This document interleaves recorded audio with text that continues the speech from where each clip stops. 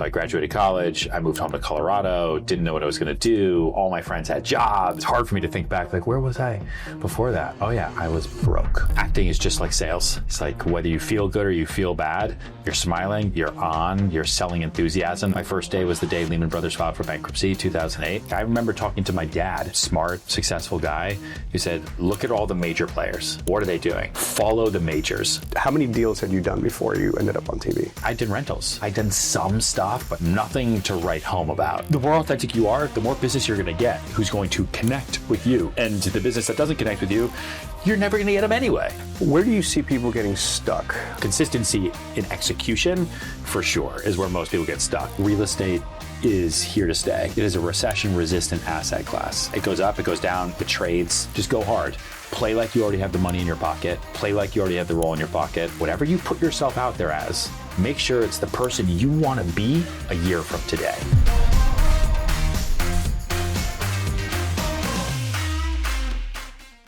Ryan, good to see you, my friend. Two CEOs together at last.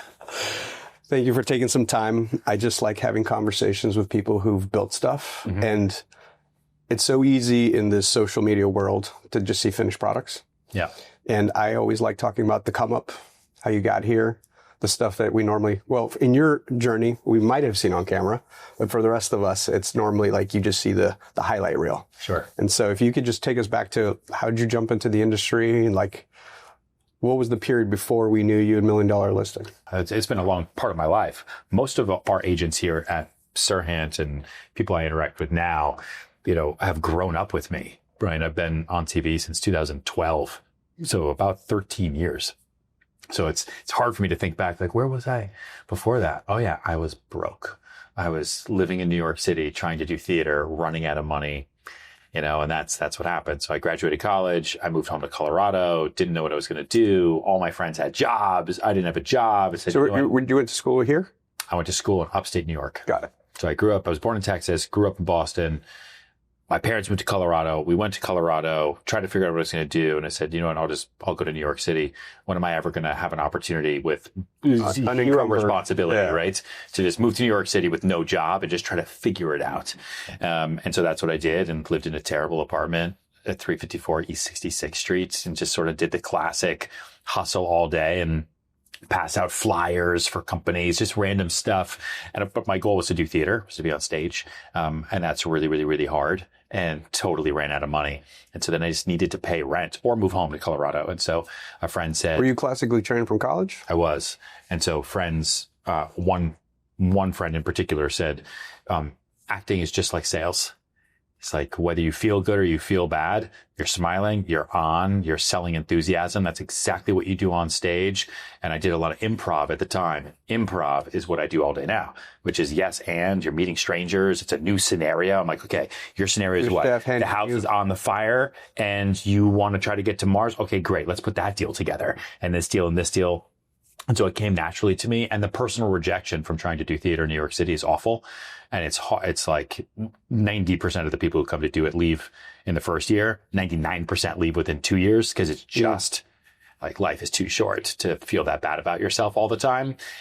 And so the rejection you get in real estate, way easier for me, because it wasn't about my face, or the sound. Then you get paid if they say yes. Yeah, exactly. Right. And all I have to do is hang out with them and show them apartments. And I did rentals. And so my first day was the day Lehman Brothers filed for bankruptcy, 2008. Oh, wow. Yeah, that was day one. Khaki pants, cowboy boots, literally just doing it to pay rent. And then I did my first rental in Koreatown and made $500. And they didn't talk to me about the color of my hair or my face or the size of my nose or my voice or my chemistry. And it was like, I could do this every day. Well, imagine if I made $500 a day.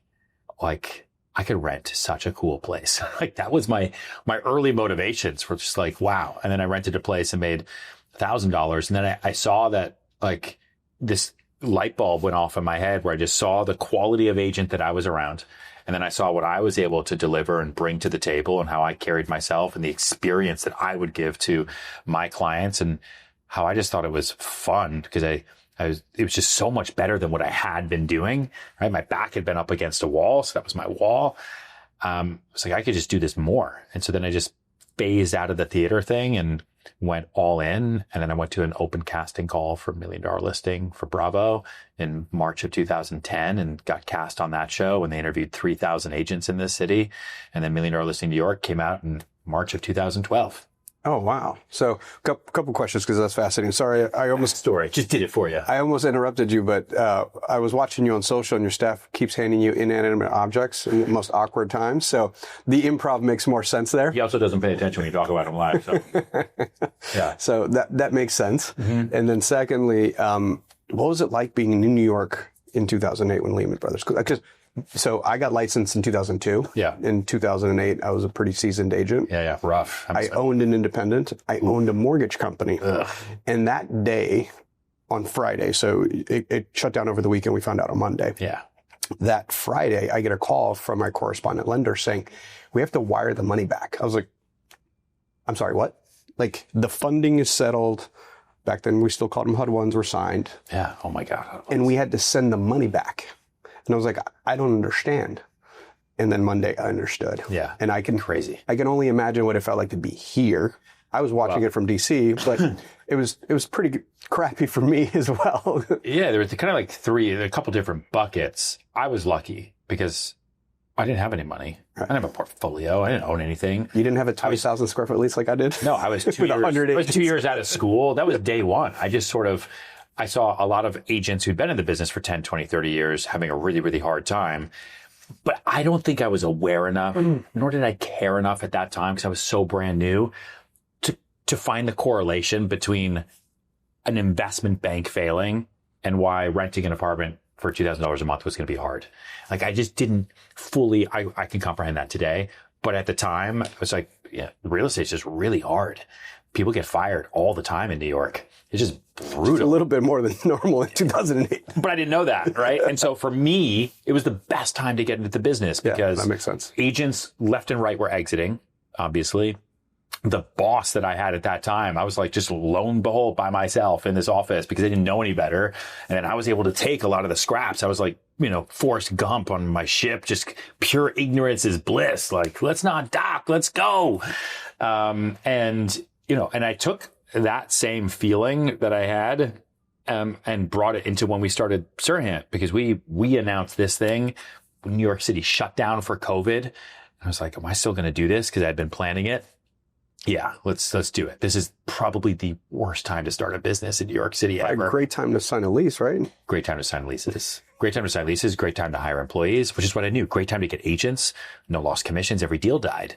Right? We had a very, very finite window where even my parents, like I remember talking to my dad, who's pretty risk adverse, but smart, successful guy, who said, look at all the major players. What are they doing? They're doing layoffs and furloughs. And you're going to go put your whole life on the line and start a company. Follow the majors. You very specifically said that to me.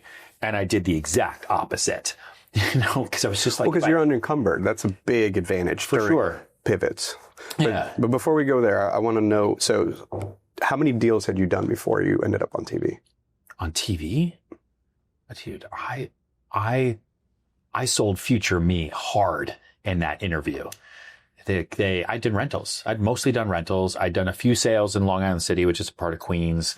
I'd done some stuff, but not like nothing to write home about, like $600,000 at 250 East 49th Street, like $1.2 million at 635 West 42nd Street. I'd had a few weird deals that were really hard with wacko crazy people that were part of my deal stories that I could tell the casting directors then, but very, very little. And so then when we did that pitch, again, it's just like improv, right? My goal is to keep the conversation going and not let it drop. Like any great negotiation, you've lost all power if the ball toss and the ball drops. That's on you. So my job during that casting, just like a negotiation today, was no matter what, the ball has to stay in the air, right? And that's been my sales theory, like from the beginning of time for me, is how do I keep as many balls in the air as possible without letting them drop through systems of process? But through that, it was, okay, so Ryan, why are you in this chair? Because I'm the greatest real estate broker in the history of the world. Ball back to you. Oh, how much have you sold? I'm like, I don't remember. ball back to you. Ball never drops. Did you ever do that as a role play? Because I was coached to do that. Oh, really? So that's like old school Tom Hopkins real estate, where we would bundle up, crumple a piece of paper. Yeah. And no, it's an acting game. And where it comes from. That makes Theater. sense. No, that's William Shakespeare, man. It's staying like on rhythm, and you're throwing the ball. I would make the buyer's agents go back and forth with objections with a balled up piece of paper. Yeah. It's keeping the conversation going. It's, asking, if then. It's asking yes and keeping it going. So I was able to have that conversation. And I think just because I was higher energy and I was in it and I knew how to be in front of a camera because I'd studied for that, then it worked out. And kind of perfect. Yeah. They cast 4 of us and they said, one of you will be cut from the edit. So don't mess up. Yeah. That's rough. That's wild. Yeah. And so we do that now, man. How does it, Netflix, we do that. How did it go from mostly rentals to who you became on TV? So we used to have, his name is Richard Rubenstein, who I haven't talked to in a long time. So if he sees this, hi, Richard. Rubenstein PR is a major PR firm in New York City. And so I knew him, this is a long time ago. It was 2010 before we started shooting that first season. And I just asked for advice. Because I think a lot of people, when you get in front of a camera, you just want to, you almost want to be who you think you're supposed to be. Yeah. It's like when you go and meet a client for the first time, I'm going to try to become who you think I should become instead of just leaning in hard to who you are authentically and just knowing, like we were talking about before about market share, like it's going to be a wash. The more authentic you are, the more business you're going to get who's going to connect with you. And the business that doesn't connect with you, you're never going to get them anyway. So why even pretend with them? And so what Richard said to me was, he said 2 things. One, go hard. She's like, just don't be shy. Don't be sheepish. Just go hard. Play like you already have the money in your pocket. Play like you already have the role in your pocket. So you're already on season 10 energy. We talk about that a lot here. And then the other thing he said is just keep in mind production schedules, which I was unfamiliar with reality. It's like, you're going to film this whole show 2010, 2011. Whenever it comes out, maybe it's 2011, whenever it came out, March of 2012. Just know that people are going to watch that and they're going to say, oh, that's what Ryan does, looks like, acts, and talks like right now in March of 2012, even though you shot it a year and a half ago. So whatever you put yourself out there as, make sure it's the person you want to be a year from today. And that was really probably the best advice. So then I started cold calling and I called Ken Nahum, who was in foreclosure in the New York Post, for a penthouse he had at 95 Green in Soho. And I got him on the phone. I was like, how about we go crazy? I could list your apartment. I had no idea who I was. I was like, I put it on TV. And he was motivated by screwing the building. And so he's like, yeah, sure. $25 million. I couldn't even, great. I just done a deal for $1.2 million. So sure, let's do it. Because I knew when the show came out, I wanted people to say, oh, you're the guy who, did you sell that thing for 25? But you do deals in that. Anyway, my brother's got a place for 15. Can you sell it? Instead of me just sitting there with like my bacon, egg, and cheese doing rentals, which I could do, and putting myself out there a year from today as the Ryan I was instead of the Ryan I want to be. And that's the advice I give to all of our agents here too, and all of our agents in sellit.com and everybody as we talk about building their brands. Like it is of no benefit for you to talk about what you did this morning, right? Put yourself in the shoes of the person you want to wake up as 1 year from today and what's true that day. Start acting like that guy right now or that girl right now. And it makes a major difference in people's income. Like it actually is a massive real mindset shift. I think the crazy part that I try to put into words for folks is you're not ready until you do it. Yeah. Right. So I started in I think my first transaction was $142,000. So I was in the 170 range for a long time in my career. And then I got one referral that was like 2.5. And I was terrified. Turned out it was much easier. They had a bigger down payment. Mm-hmm. They were more financially savvy. Yeah. Closed. He referred me a 3.5. Yeah, exactly. He's like, hey, can you help my friend? And we pull up and I'm like, hey, your friend lives here? Yeah. It's like, oh, they're the ambassador to Hungary. I ended up helping them buy the next Hungarian embassy in DC. It was a whole city block. Probably easier than selling a normal house because the purchase contract was much shorter and the wire came from the treasury of another country. Crazy.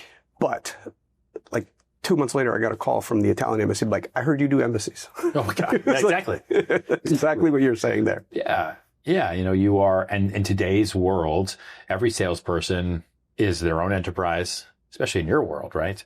They're their own enterprise. You're your own mogul, and you're your own media company. That's what I want to talk about. I think you were super early, and kudos to you on getting it right on brand building, right? And is it safe to say that show was like the original real estate show? Yeah. I mean, the original $1 Million Listing was a couple years earlier, based in Los Angeles. But the concept. And there was, yeah. In terms of what we call it as it's like a documentary. It's an docu-series, right? So it follows people at work. And so it was one of the earlier shows that just said, let's go find an occupation that's visually interesting. Okay. And we'll follow those people at work. And so then you have, after that, it's the same thing today. Drive to Survive. It follows F1 drivers at work and what the stakes are. The inside the NFL follows guys at work. Deadliest Catch follows people doing crap fishing. I keep hearing that the sports ones are actually out viewing the actual sport itself. It's like behind the scenes videos on social outperforming the actual video that you tried to create on social. Because it lets people into the getting ready for the boxing Showtime thing is actually better than the fight itself. It's more interesting. Yeah. And people are outcome based. Like just, it's like, all right, just tell me what happens at the end and I'll decide where I want to watch. And there's so much noise these days. So, but yeah, that's how our listing started. And it was, I think it was the right time, right place. But luck is what happens when hard work meets preparation, right? Oh, and you're willing to lean in and do all those things. Oh yeah, no, I've definitely leaned in like a psychopath. That is for sure. My life could have been much simpler had I not been so insane. But the other point of just doing the work, something we also say all the time is no one knows what they're doing, but some people just do it anyway. Like you just figure it out, right? You say yes, and it goes back to those negotiating and improv principles of just what's the worst thing that's going to happen? As long as you don't hurt someone or break the law, you're going to lose opportunities. At least it's another try at that. I always say legal, ethical, and enforceable. Just those are my only 3 rules. That's how I run the entire company, by the way. I'm like, hey, do they follow these 3 things? Then we can try it. Yeah. And if not, we can try it and still say, that sucked. Let's not do that again. Yeah, for sure. So how did that, because at the beginning it was showmanship. Where did it tip to like, hey, I'm a badass broker and I'm moving a lot of product and I know what I'm doing? I think, listen, $1 Million Listing was a major light bulb moment for me because it wasn't just people coming to me to buy and sell properties. It was agents coming to me because who else? A lot of people watch real estate shows, but who watches real estate agents at work? It's other real estate agents. It's like every doctor I know, they're aware of or they've watched The Pit on HBO. And I've never heard of it. Because it's a medical drug. But I know all the real estate shows. Yeah, exactly, right? It's your world, whether you want to watch it or not. I'm aware of them. You're very aware of them. So other agents are aware, and they started coming to me hard. It's like, oh, maybe my superpower isn't necessarily in the buying and selling and the brokering of deals, and I can do that. I think I do that really well. Maybe my superpower is enabling and empowering the next generation of salespeople who aren't being told what to do, who don't have great mentorship, who look at me on this TV show and say, oh, I think I could do that, but how would I even do that? And so then that was a genesis towards building my team at the time. And teams were like 3 people at the time. So I was like, but why can't it be 65? If I can manage it and I have good processes, then let's do that. Why don't we take it to other marketplaces? Why don't I do education? Why don't I write a book on my weirdo way of selling because it works and see if people read it and then turn that into the courses. And then, you know what? Let's just go do our own thing, start our own company and do this a little bit differently. And that is my entire backstory. Where do you see people getting stuck on creating a brand and just documenting stuff, right? It's been your entire persona since 2010, 12. Yep. Authenticity. I think you can ask any of us in studios. I mean, the easy thing to say is you just don't do it. You're not consistent, right? So consistency in execution for sure is where most people get stuck because they see something, it doesn't work, they don't like it, they get weird feedback, they move on. So that's like the easy answer. But I think the actual answer is not having a real understanding of what your core identity is. It's like something that we teach in our brand books and our brand classes. That was going to be my next question. Is there kind of the takeaways as to how you even start that process? I mean, what is brand really, right? It starts with the core identity of the product or the person. So that's like, I got to know exactly who I am, the good, the bad, the ugly. And one of the ways you can do that is just ask 10 people, hey, can you just define me without using my name? And it starts superficial. It's always going to start with how you look, how you talk, right? And then maybe you've done good things or maybe you've done bad things. And at least from there, you can distill down to, okay, my core identity is I'm the one who, what? You know, and like I did this in 2012 and a guy was like, yeah, you're the tall, prematurely gray-haired guy who like wears those stupid suits and thinks he's a realtor, but I don't know. And he's definitely not as funny as he thinks he is. Oh, and he looks at the ground when he walks. Not everybody does that? Yeah, I was like, well, thanks, man. That's super helpful. But it was helpful. Like it helped me. And being on TV helped me with core identity too. Like, ooh, is that how I am in real life? Like, yeah, we filmed you for a year. And that's how you are. Man. So again, brand is core identity. When it leaves your lips or leaves your fingers, that then becomes, right, perception, right? It lives forever now. Yeah, the perception the world has of you, whether it's through social or your emails or thought leadership you do, or even just meeting people on the street as an appointment. They now have a perception of you based on what you allowed them to see. Once you leave the room or leave the appointment, that perception turns into reputation because now people are talking about you behind your back and, you know, referring you and, hey, you're the embassy guy, right? That's now reputation. And slowly but surely that reputation turns into brand. Right. So then your brand becomes, oh, you're the one who does embassies. And I think for me, I moved to New York City to do theater. I like to perform. I like being in front of the camera. And I saw a unique time and place in the early days of vlogging, in the early days of YouTube, where we started doing property tours before anyone else. It was like, what if I could do what we do on $1 Million Listing, but tomorrow, right? I don't have to wait a year for this thing to come out. I wonder if I could reach more people, empower more agents. And I like it. And I think my pitch, because I'm not from New York, I'm not rich. I don't have like 17 different leg ups and golden spoons and stuff. My pitch is just that I'm going to be able to go in there and say, my commission split is the same as everybody else's you're going to pay. Except if you're selling your home, I can put your home in front of more qualified eyeballs than anybody else. You choose. You might like her more. She might be your sister. He could be your best friend. It's the same. We will all charge the same. I should probably charge more, but I'll charge the same. And then I just rolled with that. And we still do today.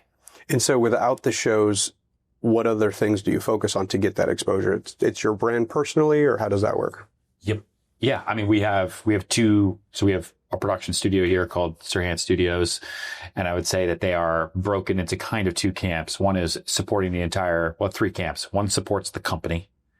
One supports all of our agents and their properties and their channels and their feeds and helping them build their brand so they can be megaphones to also get them off of buying leads, right? Like once you get that first organic warm lead from your ability at creating your own PR engine, even if it's just to 17 people, you second guess lead flow for the rest of your life. So how do you build an organic customer acquisition funnel? And how do you do that today when the customer's in their phone or their daughter is, or their mortgage banker is? How do you build that? And so Studios does that. And then you have my camp, which is just telling my story and journey and, you know, the successes, but also the failures. Like the TV shows are mostly about the failures. They used to be about the wins. And then 2016 happened and then everything turned into just talk to us about failure. Interesting. Yeah. What, and I you know, you're in the media more than me, which is good. I prefer some other people be in the real estate news media. Recently, you know, I've seen some folks that had some smart stuff to say about reality TV, and I'm in your camp because I know how hard you guys work. But talk to me about kind of the perception versus the reality and all that kind of fun stuff. I think I've always tried on our shows, so at least my scenes in $1 Million Listing, but definitely in Owning Manhattan on Netflix, to really show the work. And I think it does come across that it's not glitz and glam and oops, I sold a place and now let's go have a party. Like it is high expectations. It is really hard. It is ruthless. It is tough. And it's with great risk, which can come with great reward. And it's not for everybody. And so I think the newer shows are far more realistic than the past shows. I think because that's also to your point of like the behind the scenes stuff and the people want to watch the drivers get ready to drive and then they don't watch the driving as much. Same thing for us.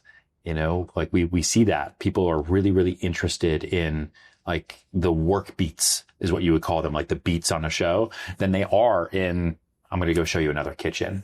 And I got to assume that faking that is even harder, right? You can't. I think we're in a world where everyone's craving authenticity. Yeah, right. That's the number one thing I think people have the hardest time with. And so, not everyone likes me. Not everyone hates me. Not everyone loves me, but I don't know another way to act. And I'd rather not ever try to fake personality. That feels like it would be exhausting. So I just am the way that I am. And if it's for you, great. If it's not for you, great. Go do whichever you're going to do. Like, how old are your little ones? I'm sorry? How old are your little ones? I have one daughter. She's 6.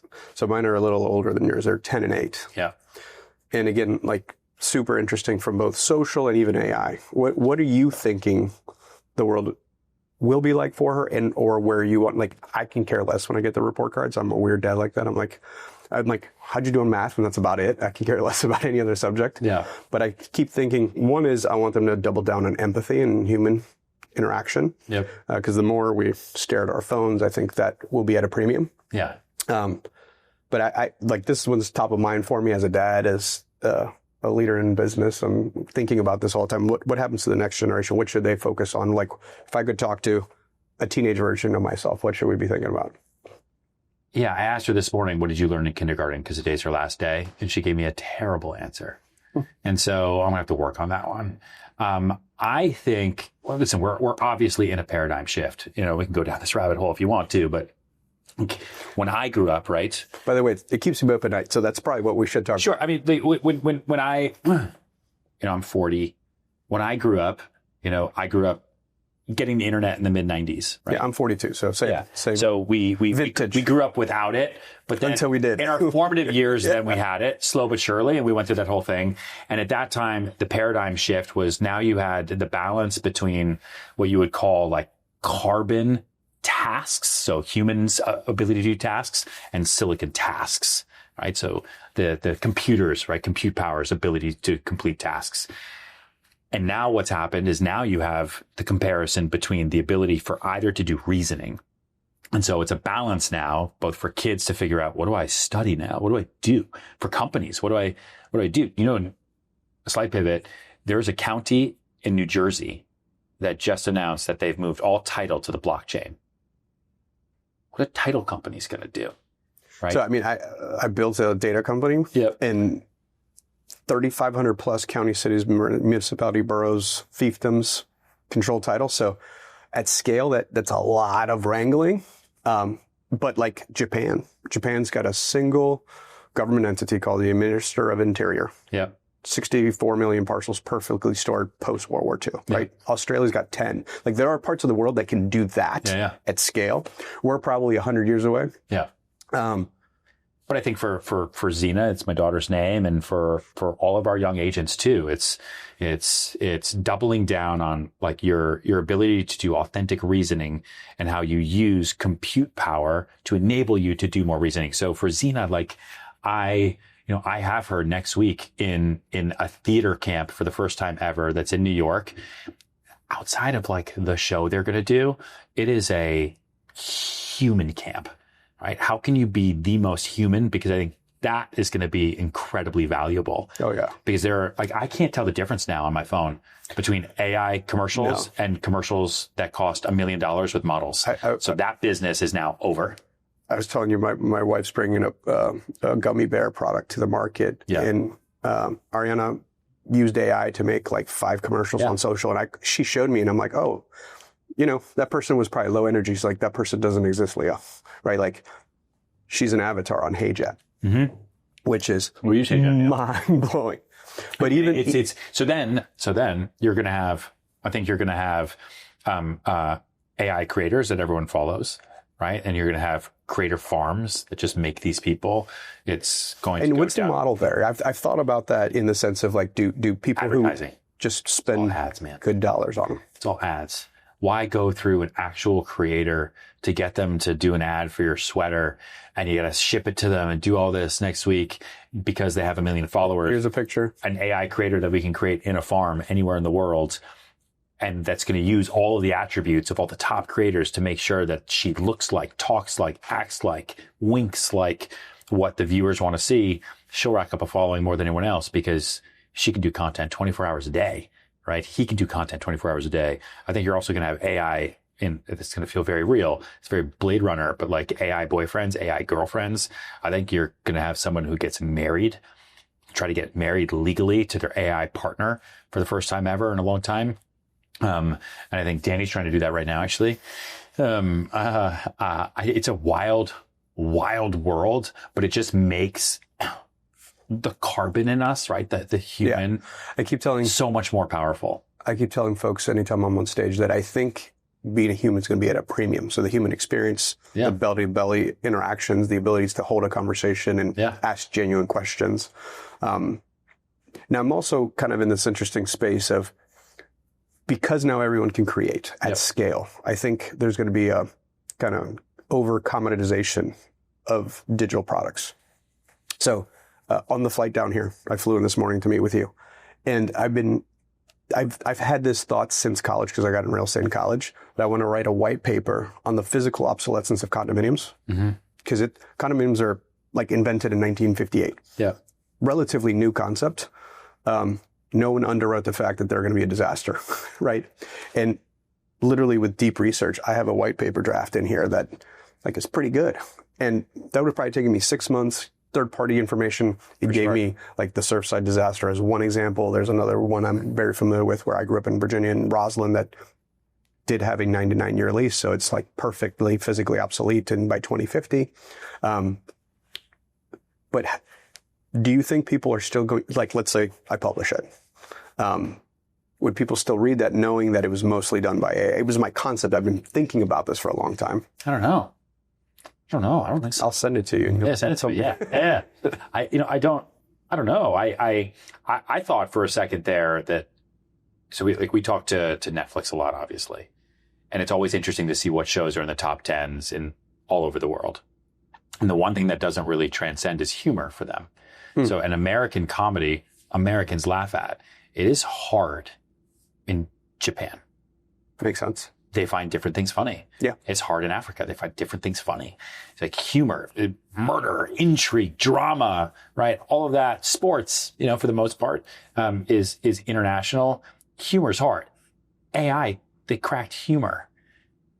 You would now watch almost funnier than a sitcom, right? Because you can create any world scenario and you can do it right now. That's why Hollywood's also having such a hard time. They negotiated themselves out of jobs, right, with those last 2 strikes. But for us, though, for salespeople, right, we get to now use all of this, and it is a race, right? It's about speed, it's about authenticity, and being the one who can talk to your customers to say you are the most empowered to take care of them because you have access to the most listed, you have access to the greatest resources, you have access to the biggest network to be able to promote your properties, right? And you've got great leadership above you, you've got a great agent base around you. And I think to make high ticket purchases, I don't think we're in a position yet where people are going to let their phone do a $1 million transaction. No. I mean, like, we both lived through the last decade that had $50+ billion of very smart money try to do that. Yeah. And I think they all found themselves in the last mile problem, right? Highly infrequent, very expensive, highly emotional. So I still, and there's some recent data that I read that especially Gen Z coming behind us actually over indexes of wanting their handheld. Maybe because of the social interactions and primarily being phone first or, helicopter parented. But when it comes to things that are big ticket, they're actually preferring expert advice, hand holding. Yeah. I agree. I agree. We'll see if they can afford anything, but, it's a different conversation. It's a wild world we live in. Listen, real estate is here to stay. It is a recession resistant asset class, right? It goes up, it goes down, it trades, even with the COVIDs of the world, you can have low trades, but it never completely stops. No. And that's I think the part people forget, right? Residential real estate stores human beings. Yeah. And human condition drives all moves. Yeah. Vast majority of them. And people die every year. People are born every year. People cohabitate. People want to move out the parents' basement. Yeah. So low water mark over the last 20 years is 4 million. High water mark is 7 million. So somewhere in between, doesn't matter what rates are, inventory levels are, we tend to have a functional housing market? We've been hovering around that 4 million mark nationally for a little while here. Well, I'm leaving your office to go do like 5 interviews, and I'm not bullish it's going to be much higher than that this year. Yeah, I don't think so either. Yeah, it's interesting. We'll see. We'll see what the Fed wants to do, in this country anyway, in September. Maybe those midterm elections will be a way for them to, hey, show everyone they're doing a good job. But yeah, rates are high, inventory's low. It's tricky. What would you tell someone who wants to get into the crazy industry we both grew up in? In brokerage? Oh, we tell people all the time, it starts with education. Just educate yourself. Like if you're young, you can intern, right? You can watch, you can read, really learn about what the actual business is, because the actual business is a maniacal business of follow-up. That's really what we do, right? You're just following up and following up and following up. Everyone. and unique cold interactions, right? Somewhat of a shameless introduction business all day, every day. Like that's, sales. And you put those two things together and you have an understanding of the product, then you can move and you can do a lot in this industry. But you have to be okay with the lifestyle and really understand like what you want. I think that's a thing that I've probably done really poorly, is truly understanding what I want. When we first sat down, you asked me like, what am I doing here? I'm like, I don't know. My wife says the same thing. Why do I get up and go to work every day? I'm like, because I'm supposed to. I don't know. My dad did. And then I have like these weird moments where I'm like, wait, why do I do what I do? Why do I work 7 days a week? I don't know. Maybe I'm cracking. I should go shave my head. And then I did, slowly but surely.